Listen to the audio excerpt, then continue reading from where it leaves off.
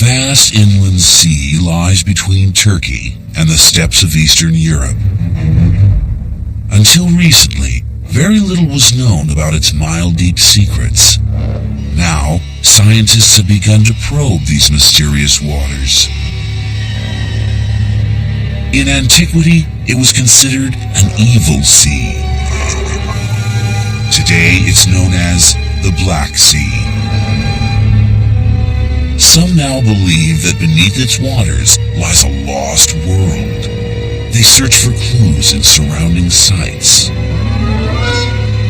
Researchers claim there is mounting evidence that ancient inhabitants suffered one of the great biblical cataclysms, when the entire oceans of the world burst onto their lowland kingdom beneath.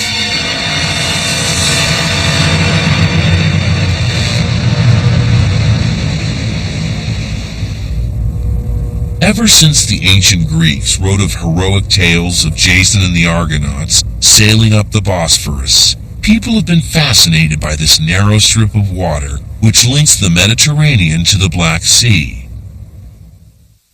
Recently, geophysicists have discovered that the saltwater Black Sea of today may not always have been connected to the Mediterranean.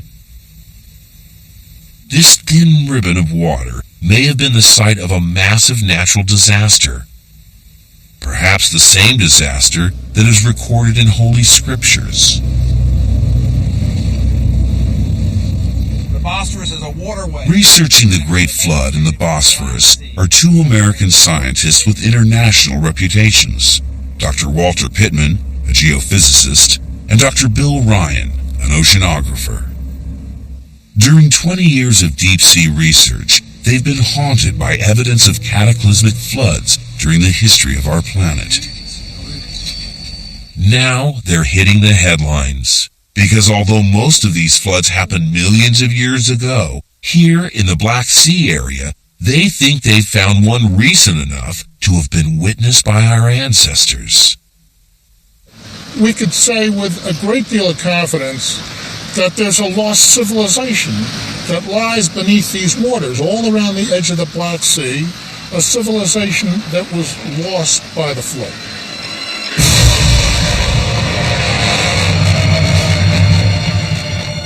Was there a time when the world sank beneath the waters? When animals were loaded onto boats by desperate families as they cast their fate to the deep? Today, Black Sea livestock are taken in boats to graze on island grasses. But Ryan and Pittman believe there was a time when terrified local inhabitants fled a deluge with their most important possessions.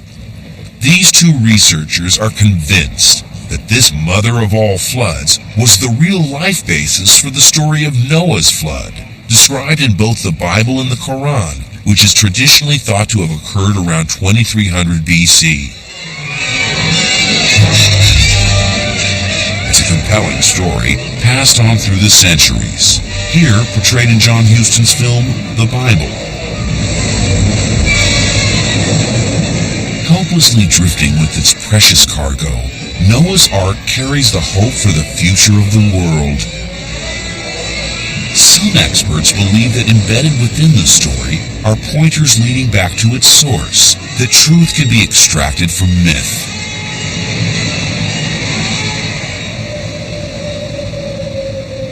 They think they've traced the very first attempts to write the story down. They're finding further clues by examining sunken cities around Turkey, discovering why so many sites now lie beneath the waves.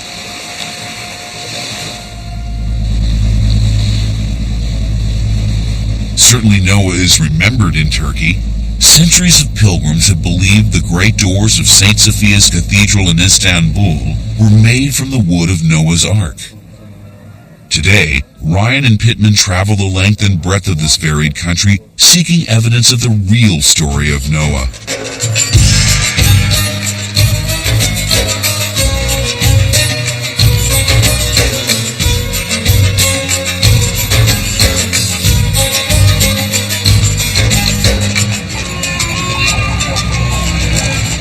Turkey's north coast runs the entire length of the Black Sea.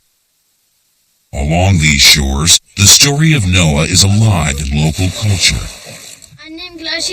My mom cooks a story until noon. Children, for example, talk about the festival of Ashura, when Noah's pudding is made. In the afternoon, 2 others come with bowls to give it to the neighbors. Noah's pudding is shared with neighbors every year. It represents the first offering Noah made to God as the flood receded. Legend has it that all Noah could scavenge were scraps from between the ark's floorboards around the empty food storage bins. Even today, Noah's pudding is made up of lots of delicious tiny scraps.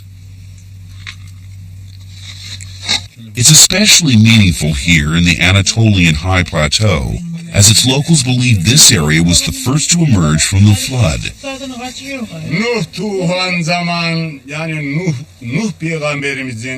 Whether the story of Noah is told by an Anatolian villager or John Huston, it endures, continuing to grip the human imagination. Let me tell you about the animals. Listen. Foxes, rabbits, elephants, bears, lions, and mice. Yes, mice as well. It's the story of a time when God became angry at the wickedness of the people he had created and decided to destroy them all with a great flood. He spared only one good man, Noah, his family, and a pair of every kind of animal. The story is just as popular in other countries, such as England. At last, the rain stopped. Noah wanted to find out if the earth was dry enough for everyone to leave the boat. So he opened a window and let out a raven.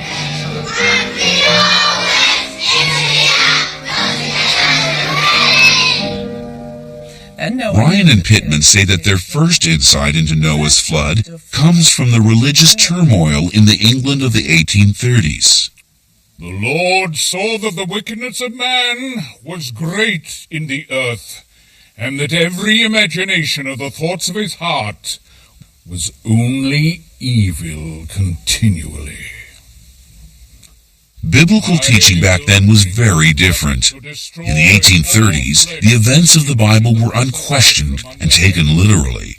Everything that is on the earth shall die. From the Bible, theologians had calculated that the 6-day creation of the earth had taken place in 4004 BC. Generations. Nothing was known of evolution or of geological processes such as ice ages. Practitioners of the new sciences of biology and geology, known as naturalists, saw evidence of the biblical flood all around them. They discovered fossil fish and seashells in the layers of rock high up mountains, proving, they maintained, that these high places had once been underwater. In the 1830s, naturalists saw these extraordinary misplaced boulders as yet more proof of a past universal flood. Known as erratics, these lumps of rock were formed in Scotland, but are now strewn around northwest England. 100 tons of dark granite balances precariously on local limestone. In view of what they knew at that time, it's not surprising that many people concluded that these erratics had been put in place by a great rush of water from a great and grand flood.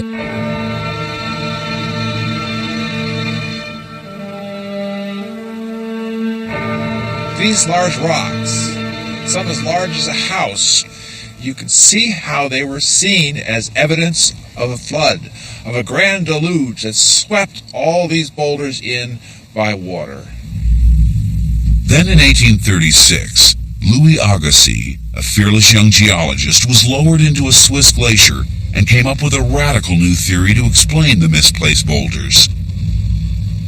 He said they had been deposited by glaciers that had traveled as far south as England during a past ice age. Attempting to dismiss these heretical ideas was a new breed of cleric naturalist. Their science training was geared towards a further understanding of the truth of the Bible. Unfortunately, ice scouring marks on the rocks reinforced the new Ice Age theory and cast severe doubts on the literal interpretation of the flood. Pieces of evidence? Where is your sanity going, man? Many clergymen felt deeply threatened now that their arguments for Noah's flood seemed to be crumbling. William, the facts are in the Bible. Scientists were turning their backs on Holy Scripture. Arguments and counter-arguments that still continue in some quarters today.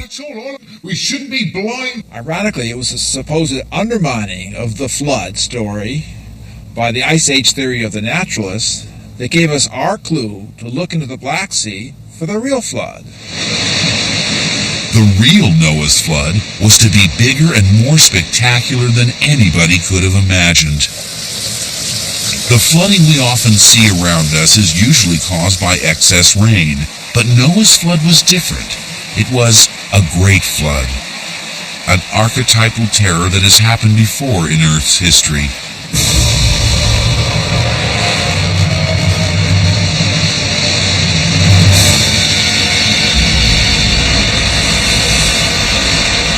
A great flood is caused in different ways. Tidal waves can be the result of seabed earthquakes, or a meteoric impact from outer space into one of Earth's oceans. They can be caused by the gravitational disruption of a comet passing close to the Earth and the deluge from its icy tail.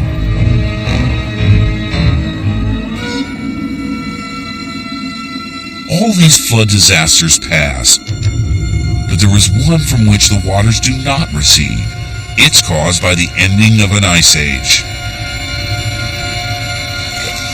Melting ice causes the global sea level to slowly rise, but some low-lying basins around the world, maybe containing small lakes, remain isolated from this rise because of some kind of natural barrier. The water these basins contain stays below the rising sea level. In a few places, the increasing difference in water height is held back by a natural dam, which may be comprised of only a few boulders. The eventual outcome leaves little to the imagination.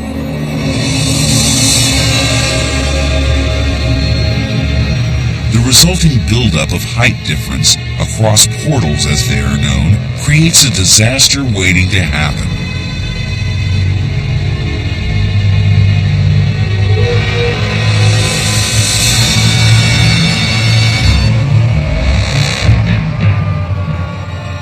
But could a catastrophically collapsing portal be the basis of the story of Noah?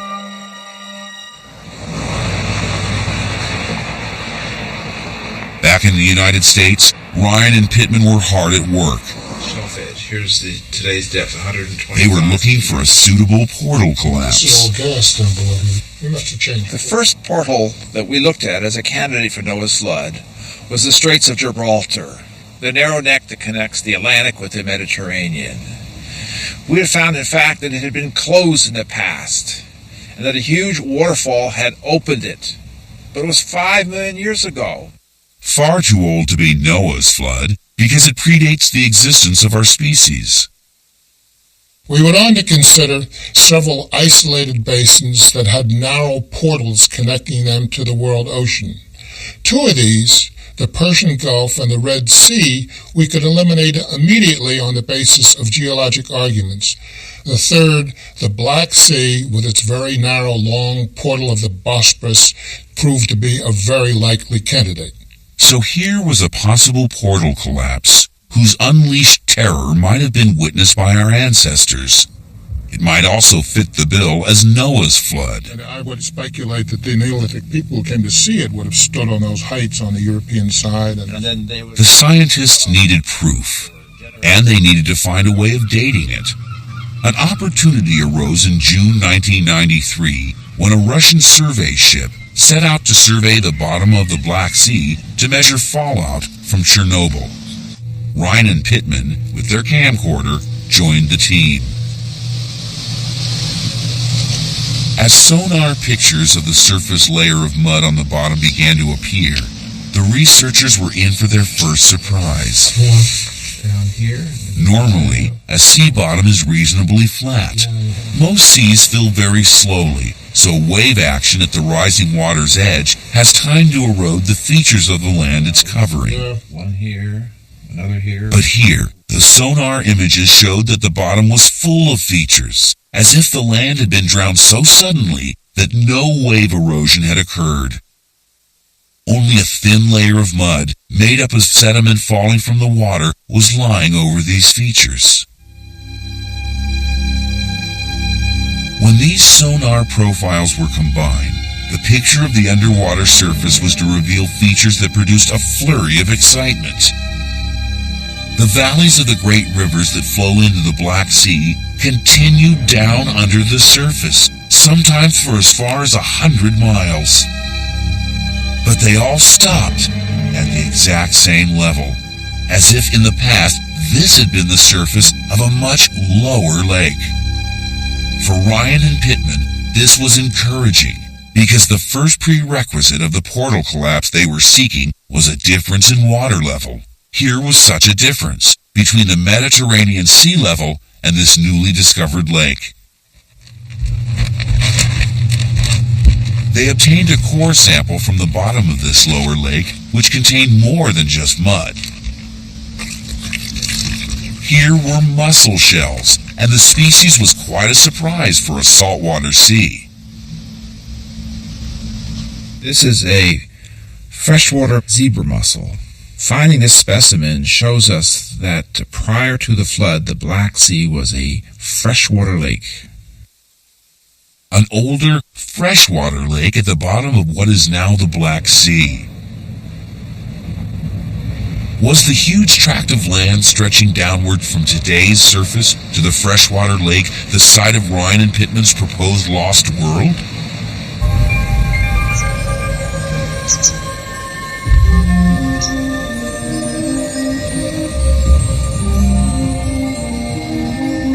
So we have this surface in which animals may have walked on, maybe even humans. This was an old river valley at that time.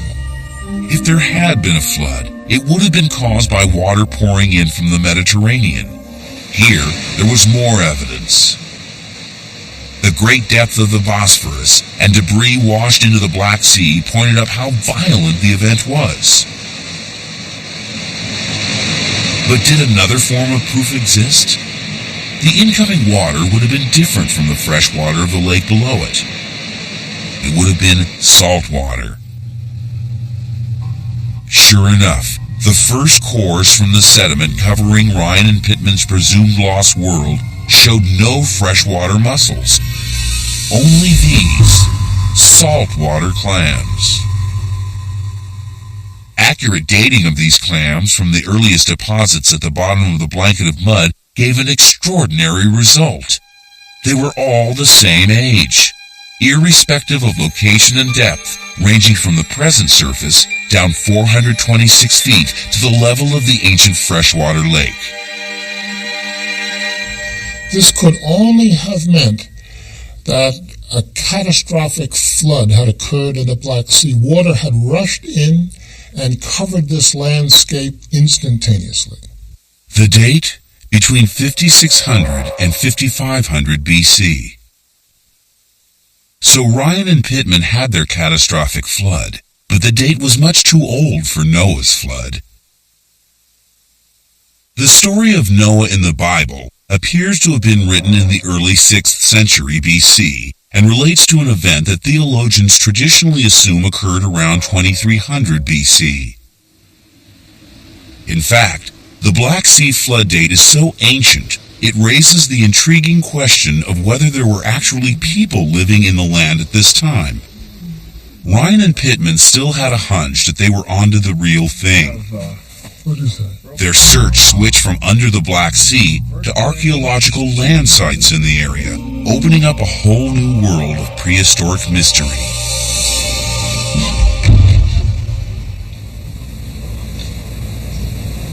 This ancient settlement, just south of the Black Sea, is being excavated by a Dutch team from Leiden. They've found evidence of human habitation here, such as stone axes and clay slingshots. Radiocarbon analysis dates these to around the time of the Great Black Sea Flood, so there definitely were people living in the area at the time. The next step in determining if this flood could be Noah's flood is to learn whether any of these groups of people could have come from the area drowned by the Black Sea flood. These land settlements hold clues that can help prove or disprove the existence of a lost world under the present-day Black Sea. By studying the locations where these communities were sited, the researchers will be better able to narrow their search underwater. For example, it seems that settlements of the time formed a characteristic shape known as a tell. This is a mound made by successive building of new houses on the ruins of previous ones. Cutting into a tell reveals the dwellings of different generations, oldest at the bottom, youngest at the top. This fragment of floor and plastered wall is over 3 feet higher than the base of the tell, and built many years later. This characteristic mound shape is something Ryan and Pittman can look out for when searching for evidence of ancient human habitation under today's Black Sea. And it's also likely that tells would be situated in the once lush plains between the rivers. But with such a vast area beneath the present surface, where to start looking for tiny features such as these? Again, local archaeological sites can help. They show that the location of tells is explained by one important factor: fresh water. Sure enough, adjacent to the tell being excavated by the Dutch, there's a spring which bubbles up out of the ground and fills a lake, making the area extremely fertile. So the search for tells can be concentrated on ancient sources of precious fresh water. From this tell site, Ryan and Pittman set off on the next leg of their investigation. They're planning to go one stage further, to try and bring the people of the flood, perhaps the contemporaries of Noah, to life. Journeying south over the Turkish Anatolian highlands, they visit the most famous tell of all, Çatalhöyük. Welcome to Çatalhöyük. Çatalhöyük holds secrets that can help them with their Noah research. Here there are still remains of houses from before 5500 BC, the time of the Black Sea flood. Well, this color change must be an adjacent house or a storage room. Ryan and Pittman longed to get close to the people of the time to find out what was important to them. Charcoal and On the walls of the houses, archaeologists have found amazing paintings. The ancient world of the people who lived at the time of the Great Flood begins to seem real. The people were hunters and painted themselves as tiny figures compared with the terrifying strength of their quarry. Bulls and leopards were important symbols and the apparent focus of cult activity. Shaman priests dressed in leopard skins as they guided the hunt. Some seem to be driving animals into a waiting net. Others appear to perform a ritual dance. these people, the Neolithic, are the ones that we're actually proposing as Noah's contemporaries. These are the people of his village, his town, the ones lost in the Great Flood, and the few that managed to escape. But are these Neolithic settlers living in Anatolia and around the Black Sea really the people of Noah's flood? Here in the 6th chapter of Christian groups who hold on to a more literal interpretation of the Bible say no, because it's a long way from Mount Ararat, the location in eastern Turkey long thought to be the resting place of Noah's Ark. The problem is that after 20 years of investigating local sites and artifacts, no substantive evidence has emerged. Some publications go so far as to offer up what they claim to be petrified remains of the Ark itself. But an Australian professor of geology has visited the site and pronounced it to be a resistant outcrop of basalt from the Cretaceous period. I've seen aerial photographs of this supposed Noah's Ark, and as a geophysicist, I can say with some confidence that it's nothing more than layers of rock eroded in such a way as to vaguely resemble the hull of a boat. Another problem for defenders of this site is that authoritative biblical accounts going all the way back to the Dead Sea Scrolls don't actually say Mount Ararat. They say mountains of Ararat. So the Bible doesn't narrow the search to more than a sizable mountain range. Ryan and Pittman are having problems matching dates. It's traditionally thought that the Bible implies a date of 2300 BC for Noah's flood. The scientists have dated the Black Sea flood to around 5500 BC. So there's a disparity of 3,000 years. Or is there? The big problem of associating the Black Sea flood with the Genesis story is the remote past in which the Black Sea flood occurred. And it took a strange happening in the British Museum in 1872 for this connection to actually take place. A curator there, George Smith, was to discover that the biblical story of the flood contained an unexpected ingredient. He was examining artifacts from the newly located site of Nineveh, the ancient capital of the Assyrians in northern Mesopotamia. Archaeologists uncovering its ancient splendors were a long way from the Holy Land, hundreds of miles to the southwest. They were digging in the palace of the mighty king Ashurbanipal, who lived in the 8th century BC, around 200 years before the writing of the book of Genesis.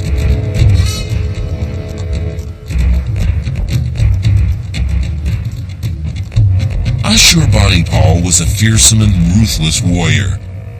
By our standards, even ghoulish. As he relaxed in his gardens and was pampered with delicacies and soothing music, he would gaze contentedly on a beheaded opponent. But there was another side to Ashurbanipal. He was an intellectual, a rare quality among Mesopotamian kings. From the artifacts coming back, Smith realized that Ashurbanipal had built up a huge library of clay tablets covered with indentations. These cuneiform markings, as they were called, were an early form of writing. Some tablets were even concealed in clay envelopes to keep their contents secret during transit.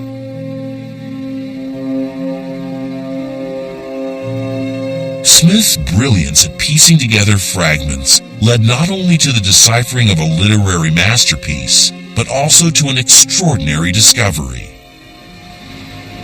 Dr. Andrew George is an expert in Assyriology. George Smith's a genius in identifying tablets and sorting them into different categories, and he quickly saw that there were a great number of fragments which were identified by means of scribal notation as a series of the epic hero Gilgamesh. Gilgamesh is the story of a mythical king from the very beginnings of civilization in Mesopotamia and his search for the ancient truths of a bygone era. Working late at night, Smith encountered one passage in the epic and couldn't believe his eyes.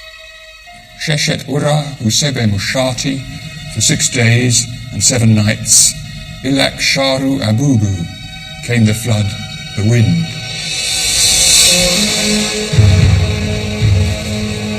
Was this the biblical story of Noah, but from a different culture, written long before Genesis and referring back to very ancient times? back perhaps to the time of the Black Sea flood? The tablet went on to describe how the ark built on the instructions of the gods was grounded on a high mountain, and how on 3 occasions the survivors sent forth birds. The similarity between the Genesis account and that on the tablets was extraordinary. And God said to Noah, "This is a sign of the covenant I make. I will set a rainbow in the clouds to remember my promise that the waters shall never again become a flood to destroy the earth."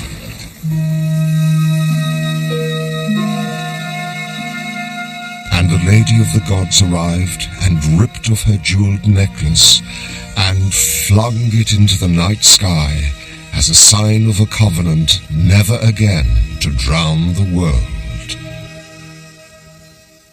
Later discoveries in Ashurbanipal's library found a version of the same story written 1,000 years earlier. Of course, this means that the story in Mesopotamia is much, much older than George Smith knew it to be, and thus there is no doubt that the biblical account found in the book of Genesis that tells the story of Noah is in some way a descendant of a Mesopotamian myth. How could this have happened? The most likely explanation is that when the Israelites were taken captive into Babylon in Mesopotamia in 586 BC, they would have encountered the story of Gilgamesh. As the flood story in it was of God rescuing the good, a story of hope and salvation, they adopted it and included it in Genesis.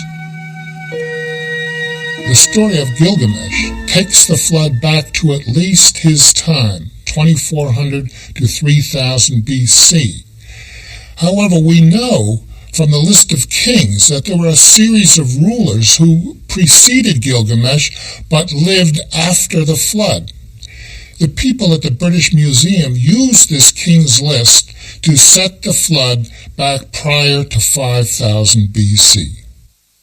Modern scholars would not accept this as a reliable method of dating, but for Ryan and Pittman, the excitement of marrying the scientific date of the Black Sea flood with the mythological date of Noah's flood was a huge breakthrough. But will they be able to pull off the climax? Can they piece together the real story of Noah? According to Ryan and Pittman, the biblical deluge would appear to consist of a set of inevitable stages leading to disaster. On the Anatolian High Plateau, tells such as Çatalhöyük were unaccountably abandoned towards the end of the last ice age. New climatological research gives a reason.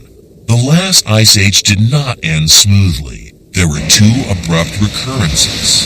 The second of these mini ice ages was just before the Great Black Sea flood. From 6200 BC to 5800 BC, there was a period of extreme dryness and coolness. People had to abandon their homes because they couldn't sustain themselves. In these sort of mini ice ages, you would have felt their impact strongly at such sites as the Anatolian Plateau. And when the climate gets colder and drier, you would have had 2 choices, really. Head south into warmer climates, or simply come down off the plateau. Furthermore, if you have a hole or depression like we had here at the Black Sea, with the lake 400, 500 feet below what it is now, you would have increased temperature by descending into this hole, and you would have gathered humidity and moisture from the evaporation that's going on. The reason for the Black Sea's lost world filling up with people was becoming apparent. People were probably drawn to this area around the Black Sea like a magnet because it was an oasis. It was the largest body of fresh water around. Climate has made it tough elsewhere. People have gathered, but also the animals have felt the same environmental pressures. The birds, the waterfowl. You would have had here a refuge. there was a slowly accumulating population of people, and they were settling along here, farming, hunting, gathering, trading, mud brick houses, wall paintings. It would have been, a sort of a veritable paradise.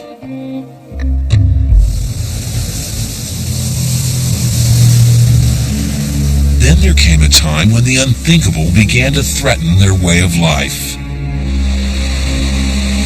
One day in the past, we can envision a community here that might have begun to notice, in a otherwise tideless environment, a steady encroachment of the water on its shore. Unknown to those who sought sanctuary here, the very lowness that was its appeal was placing it under increasing pressure from the inexorably rising water behind the portal of the Bosphorus.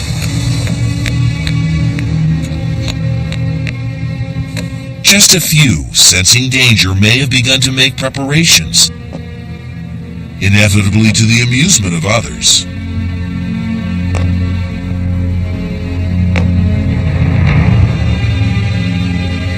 And then, I think the first signs of environment about to let loose would have been a trembling of the ground or a subtle sound of roar.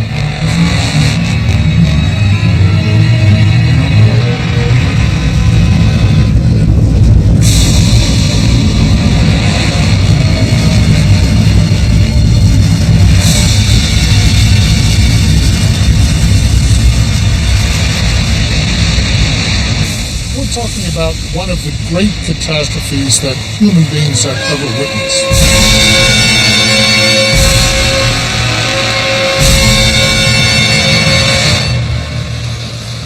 The rate of flow through the Bosporus would have been something on the order of 200 times the amount of water that comes over Niagara Falls.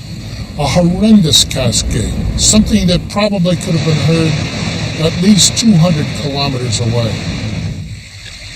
As the effects of the portal burst spread, the flat northern parts of the lowland kingdom would have been covered at up to 1.5 miles a day.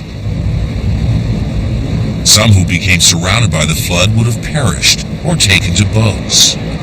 You would struggle to get your goats, your sheep, onto some kind of a raft. Or you may have put them on your boats you've already built for fishing, the boats you've built for trade. Other escapees would have been forced to move upriver valleys, such as the Danube and the Dnieper to the north, or to the south, back onto the Anatolian plateau.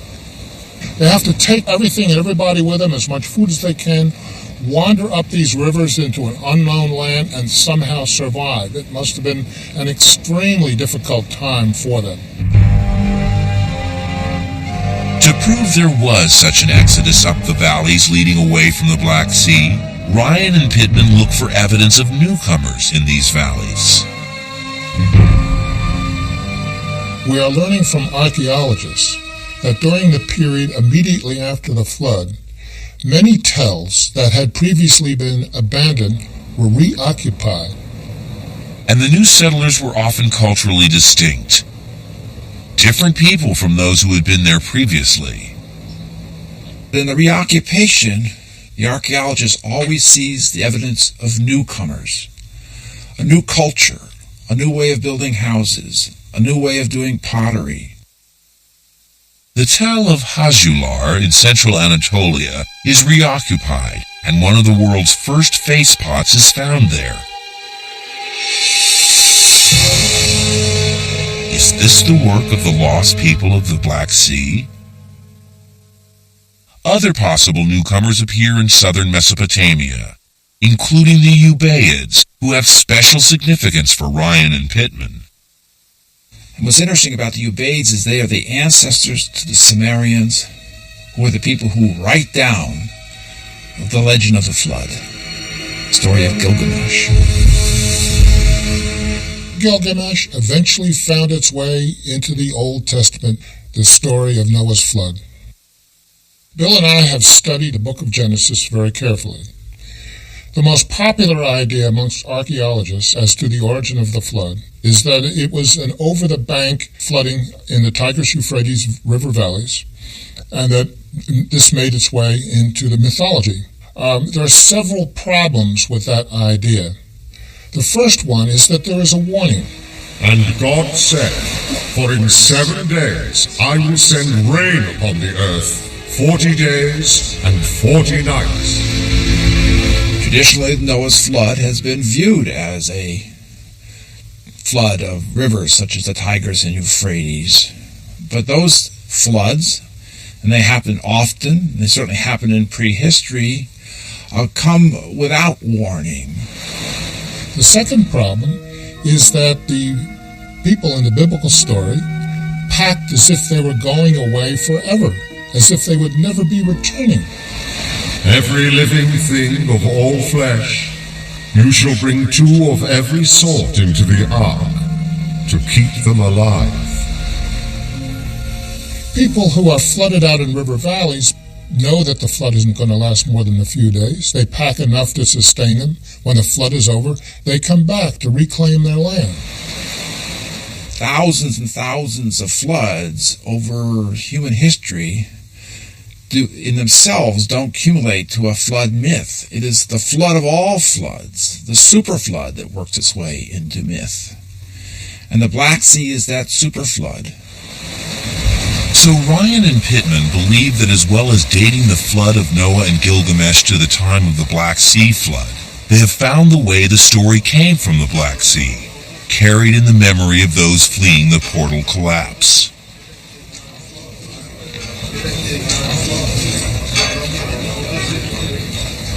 They are aware that these new revelations are still little more than a web of conjecture, so they continue looking for proof. I think so. I think change that that. is a start of profile. Yeah, right. Okay. Then, a new development. A phone call from the director of a dig just south of the Black Sea at Ilipanar. He'd found something of interest. The Dutch archaeologist Jacob Rudenberg, whose ancient tell Ryan and Pittman had already visited, had unearthed a new settlement of pit dwellers nearby. It seems that they had arrived on the site several hundred years after the old tell had been abandoned. For me, it is clear that the people we see here were not the direct descendants of the people who built the village with those nice, sophisticated houses. So, they must have come from another place. Rudenberg's team have found a human likeness on the pit dweller's site. Could this have been fashioned by exiles from the Black Sea? Rudenberg had arranged for Ryan and Pittman to compare the pots from both the old tell and this new settlement in his workshop. He said they were in for quite a surprise. On these shelves, Rudenberg had laid pottery in chronological order. These are the earlier pots from the abandoned tell, and above this shelf are the later ones from the newly discovered pit-dwelling site. It's significant that there's almost no similarity between the two groups, and the date associated with this change? Around 5500 BC. Almost exactly the same date as Ryan and Pittman have proposed for the Black Sea flood. The problem is that Ryan and Pittman are straying into an academic field that is outside their expertise. They're geologists, not archaeologists. They turn to a world expert on the pottery of the area, Dr. Douglas Bailey from Cardiff University. This representing how they might have painted their bodies or tattooed. I think so, yes. Tattooed their skin or... They meet him at Sinop on the Black Sea coast and show him the pottery on video. But especially after this 5,500 BC. Forget the Black Sea. Bailey is able to give a wide perspective on all the cultures around the Black Sea who might have experienced the flood. Well, it could be. I mean, we have similar face pots all the way up the Black Sea coast. Oh, really? And Yes. you find them in southern Romania just like this. What happened next was one of those rare moments of revelation, delivered quite nonchalantly, that can happen when academics from different disciplines get together. Yes. But I think that enough is known about Anatolian prehistory to say that there is a dramatic change after 5,500 and something else is happening. Just as in... It seems that archaeologists are increasingly agreeing that there was a dramatic change around 5500 BC, the time of the flood. It's just that nobody had been able to figure out why. Now to show him the new pots found by Rudenberg. As you can see, it's very different, isn't it? Yes. They've got different shapes. Yes. And the tall-necked one has this finger fluting or ridging. Yes. You're talking about a liquid container, perhaps? Okay. So what we've got is we've got something very different happening at this site after 5,500. Radically different. Yeah. They're off the tell. Do you think this conforms to our hypothesis? Well, I think you've got something, but you're not quite there yet. I got to keep you going at it. You know, you're going to get it down in the bottom of the Black Sea. You got to get wet. Now, I and many other archaeologists, when we first heard about the flood theory, we put the phone down. But when you start thinking about it, you put your prejudices aside, you say, look, here's some hard data. They've actually given us something to work with, which we can bat back and forth, qualify, change, perhaps reject. But at the moment, perhaps it's the best explanation we've got. One of the next things we're going to have to do is go back down in the Black Sea. We need to know more about what's on the bottom of the Black Sea now.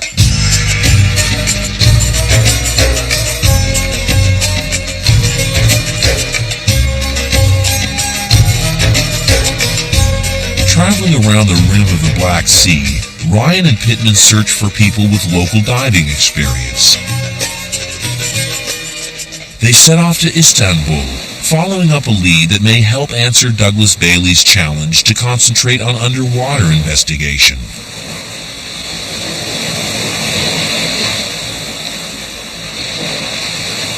They've heard that there's a Bulgarian archaeologist, Kristina Angelova, who's been carrying out just such research. They meet her back in Istanbul at a waterfront cafe. Kristina and her team have been diving off the Black Sea port of Sozopol in Bulgaria for over 10 years. Finds discovered by fishermen in their fishing nets. What's more, she is clutching some video cassettes. The world beneath the Black Sea was about to be opened up to them. Populated today not by the people of Noah, but by jellyfish.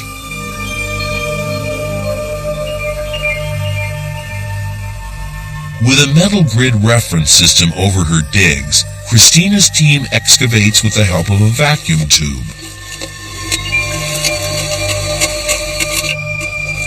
There are the remains of our ancestors. They've discovered what appear to be wooden post dwellings. Dendrochronology counts and measures the thickness of tree rings. With this information, Kristina had those all-important dates for Ryan and Pittman. The earliest settlements which we have discovered underwater are of the age of about 4000 BC. A disappointment for the two scientists. The date was too recent to be before the flood of around 5500 BC. Even more recent sites, such as Kristina's, have sunk beneath the surface as the bottom of the sea was compressed by the weight of the 50 trillion tons of water that poured into the basin when it was flooded.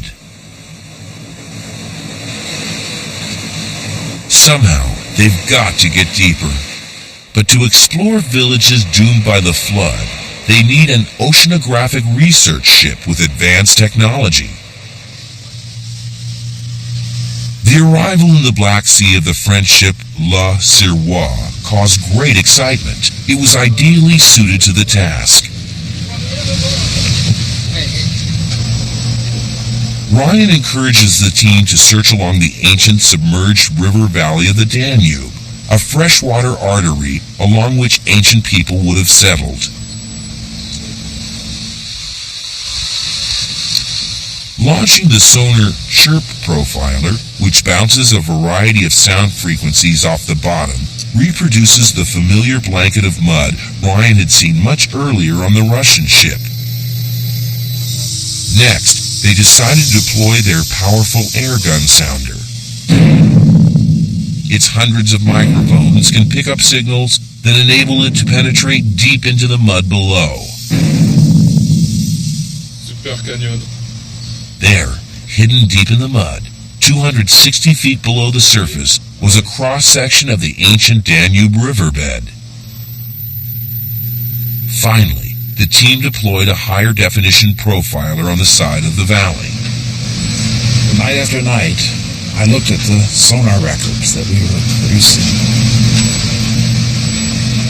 And a number of mounds appear in these records.